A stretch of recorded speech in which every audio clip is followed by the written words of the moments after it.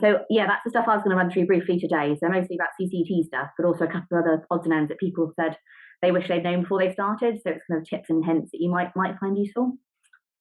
So first of all, hopefully you will get your ARCP email.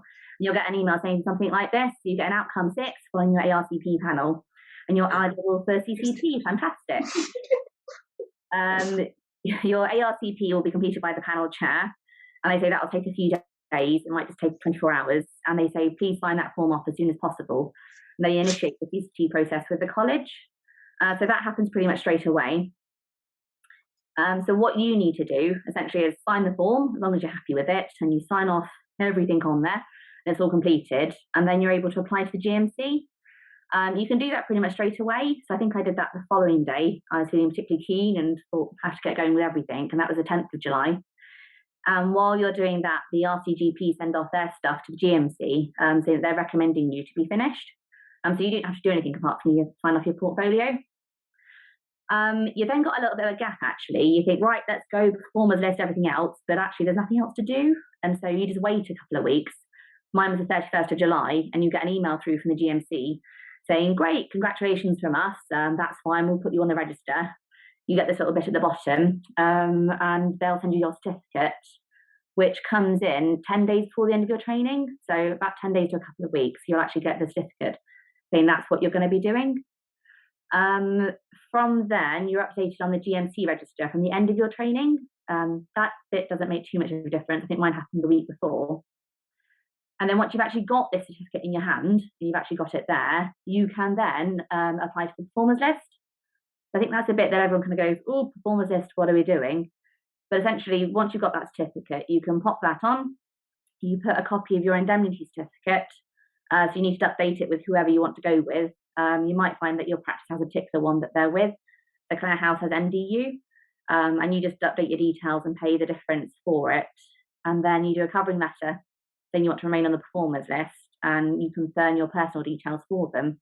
And you do a form, like a really short form that you fill in for them. Once you've handed all those in to that online website, you can do the rest in advance, and your CCT certificate you just put in at the last minute. You're actually eligible to start work, so you don't have to wait for it all to come back or worry about how long it takes. I think mine actually took about 3 weeks, but I know other people have said it's anything up to about 6 to 8 weeks to come through.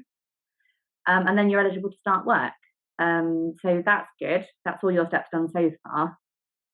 I thought actually the costs of all of this, because it ends up being quite an expensive year, because you've done all your exams and that's cost a little bit, and all of a sudden the GMC that comes through, and mine was 437 last year.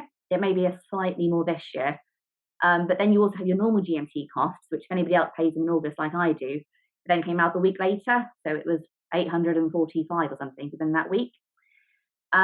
The RCGP, there's no extra costs, and I did double check with them. It's just your normal membership costs that you have to pay. And then the other expense you're going to have to do is your indemnity. But again, if you're going into a salaried job, you might want to check, because my practice actually pay our salaried job bits. So we got refunded for that. I think that was about 500 out of 600. So it's not that bad either after all. And the performers list doesn't cost anything. So overall, the GMC is a big one. And then your indemnity you have to pay as well. That's the costs of it. And then that is UCCT essentially. So that's all the steps. Does that make sense? Or has anybody got any questions about that bit? No? All good. So I thought actually, hopefully that's all very straightforward. And once you've got that bit done, it's actually thinking, well, what next then? Because there's loads of options out there. You start thinking about jobs and salaried and locum posts and everything else you've got available to you. And so lots of GPs will generally say they start doing other little bits and pieces along the way. I thought it's useful to think about those and what you're applying for and what you might be doing in the next year. So people in the local area, actually most of these are our practice. You've got gypsies who work in dermatology, John minor surgery along with Jim at our practice. You've got Ed does his cardiology stuff, and there's the ENT chap in the area. There's also a lot of stuff in medical education. So if you want to go non-clinical stuff, Taunton are actually recruiting a lot of people at the moment because Plymouth are expanding their medical school across to there. You can also do lots of other stuff in medical education. So we've got medical students at our practice as well as GP registrars. You tend to help out quite a lot with those if you want to, if that's of your interest. If you want to be a GP trainer, you've got to be qualified for 2 years and then you can go on the course for that. We just had another couple of salary doctors at our practice who've gone on that course. You can also think about working in other areas. So ones that immediately came to mind were Sidwell Street. They've got GPs there doing contraceptive and sexual health work. You can also work in A&E, should you choose to. We've got somebody else at our practice does fracture clinic appointments. And you might think about other areas of interest. So for instance, Ben, who's coming on next, does joint injections and does the clinics for that every now and again. You might do implants and coils. You might have other interests that you might go on to as well. But there's lots of stuff that you can think about. And talking about what I do at the minute, so I do 5 sessions average at Clare House, so 3 days one week and then 2 days the next. I also do some shifts in A&E. I do a bit of contraceptive stuff, implants and coils, and then I locum in 3 other practices. And then I'm also starting a new fellowship scheme, which has been sort of niggling on for about 6 months, but it actually starts tomorrow. And overall, actually, in terms of workload, you think, oh, am I going to get enough work? And you suddenly realise, actually, everybody's clamouring for work and for you, and there's loads out there. So I think the first 6 months I ended up doing loads, and I'm now trying to cut back because you realise, actually, you can work 5 days a week every week, should you choose to. The things I thought you'd probably find useful, and most of you probably have all these things already, but the top bit is stuff that I think I wouldn't be without, and particularly things like your blood pressure cuffs, your SATS monitor, a thermometer, ENT kit, probably a blood sugar thing, a stethoscope, obviously, and your tape measure. You might also want blood taking stuff, your swabs, urine pots, bags, stool samples and things, and tendon hammer. Some people don't, and I know there's somebody who's salaried at our practice just started who's currently getting all that stuff together. I think if you do it on the way, it's slightly less expensive and slightly less hassle trying to do it all at the same time. Admin stuff I won't concentrate on too much because Ben's going on to that next, and he'll talk you all through it. But essentially just saying that yes, if you're admin and you're going on salaried jobs, you might well find that you're doing a little bit more than you were beforehand. I think if you can see up in this top corner, they surveyed a whole bunch of newly qualified people last year and said, if you can see the top box, it was how many results, documents and prescriptions they tend to do on average per day. But every practice is going to be a little bit different, and how much you're expected to do in each practice will be varied as well.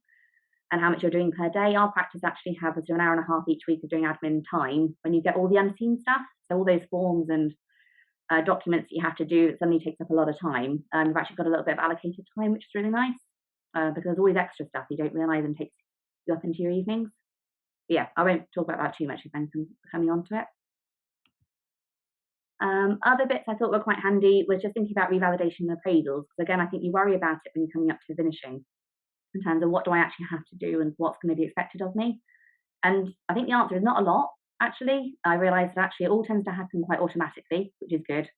Once you've applied to the GMC and you've done your RCGP stuff, when you're doing your CCT training, then everything else seems just to happen, and they email you saying, great, you'll be validated for the next 5 years, so they do it at the end of your training. And then you're meant to do an annual appraisal each year. And so far, I've had to do nothing, which is nice. I am trying to upload stuff onto 14 Fish at the moment because people say that's really handy and it's really easy to do. And when John's nodding too, yes. And then hopefully when we can all actually start going out to the evening things and all the events and things, you can actually sit there on your phone and upload all your CPD stuff onto the app at the time. You don't have to do it all afterwards. And if you want to, you can find out your responsible officer for your revalidation on your GMC account, because some people ask for it on various forms along the way. And they just say if you stay with the one for your training, i.e. the one in the southwest, until you finish your training, you can then swap and move into another area. But if you're staying, you just leave it be. Yeah, hopefully, I mean, there's not a lot you need to do for it, apart from do a bit of CPD over the coming year and document it. This bit I thought I'd add in just because lots of GPs who've done any locuming said, wow, that was really confusing. And there were huge threads going around on WhatsApp about exactly what we had to do and how you do it. Essentially, if you're doing any locum work, you'll end up having to do various pension forms and pension form Bs. I don't know if you've had many sessions specifically on how to do this bit. Do you want to give me nods or shakes of heads? Not particularly? Okay, great. So this is probably quite handy. I guess the first one would be to say that, yes, you're going to do a lot of locum work, get an accountant, because they are worth their weight in gold and make things a lot easier. And then after that, it's if you're doing a locum session, send in your pension form A along with your invoice for every session that you do, or group of sessions. And that will include your pension contributions and the practice pension contributions and your invoice amount overall. And you do that for every session. And at the end of every month, you then make up a form B. If you've got an app or a My Locum Manager or My Locum Organizer, it basically happens automatically. So even if you do it for a few months, it might be worth just doing that to get yourself in the swing of things. And because it does make things a lot easier and just happens automatically, and then you can calculate all the costs. But at the end of every month, so for the first few days of the next month, you then put in your Form B and you pay PCSE England your pension contributions. And if you do it monthly, that's easier. They ask you to do it on the first of every month. How you get this number, because I didn't know, I actually got it from a friend, and she WhatsApped it to me, but you can also call up PCSE England, and they will give, I've written down the sort code and the bank code there, and you put it onto your phone basically via BACS. And the first time that I had to do all of this, I think it took me about 45 minutes, I was looking very confused at my computer screen, because you're doing all these forms, and then all these amounts and everything. Once it's up and running, it actually takes about 2 minutes every month, and you just have your Form Bs that you hand in, and then you calculate your costs, and you do it just, you pay the amounts. But yeah, I'd say the first couple of months, it can be a little bit confusing. And another one, that when you actually start doing your locum costs, if you're earning anything between 47,000 and 70,000, which I guess a lot of people are in that bracket, then make sure you tick the 12.5% box. So I think a lot of them say, like, if you're earning this much as a locum specifically, but it's your overall costs for the year, it might be obvious to other people, but it wasn't hugely obvious to me. So hopefully that's a little bit more straightforward. Form A every time, Form B at the end of the month, and then just pay PCSE England your amounts, and you can do your pension contributions by the PCSE England inquiries tab, and then you scroll down, it's got a pension bit on it, and then you put your inquiry form through there and attach your forms. Yeah, hopefully that makes a bit more sense. Other things for locoming particularly, everybody just has to keep a bit of a tab on what you're earning versus your saving. I'm sure everybody would, but roughly you're going to be paying certain amounts for your tax, for your pension, for your national insurance contributions, and for your student loan. I generally think about 40% of what I earn from locoming is mine, i.e. that's mine, I can do what I want with it. And the other 60% I tend to put in a savings pot in bonds or whatever and then save. There's another GP who worked it out really specifically and told me it's 44% he's calculated as when he's paying 40% tax. So if you want to take Jamie's lot, then it's 44% you can save and do what you want with. So other stuff you might be interested in, particularly the new to fellowship scheme. So you can do Valent or First 5 groups. They started up a couple of years ago, and they're once a month meetings. Just because once you finish training and you're not having regular meetings with ST3s, you suddenly realise actually there's nowhere to chat through to cases and bits and pieces, and you're not having regular meetups. You can either do it with a group of friends and you have a glass of wine and hit some food when we're allowed to, or the First 5 group is a bit more formal in terms of feedback groups, and you meet once a month with an external moderator as such, and they guide the discussion and go through. So they're actually really handy. I certainly recommend them. The other bit that we're doing at the moment is the new to fellowship scheme. It's actually starting up tomorrow, and it's aimed at people and supporting new qualified GPs in order to be able to do more CPD, develop yourself as a new qualified GP in your interests, and also do a bit of supportive work for your practice. So, for instance, I think it pays £7,500 per session for a year. You're expected to do a session per week, essentially. Now, in that time, you might have some meetings. So we've got special interest meetings. So I'm doing the women's health group and the paediatric group. And about every 6 to 8 weeks, you'll have a short session with other people with those interests, and you'll get together and discuss what's going on and your ideas. About 4 times a year, you have a meeting with the whole group. So I think it's about 20 of us in the first lot. And that'll be a whole morning. And then they go through loads of lectures and supportive things, and we have speakers and guest speakers. And the rest of the time, you're meant to do things like shadowing people that might be of interest to you, or developing a project for your practice, or just doing your own CPD. So if you're interested in a diploma, or just expanding your interest into certain areas, or just doing CPD for the sake of it, and you log what hours you're doing, so actually you're getting paid and supported to do that.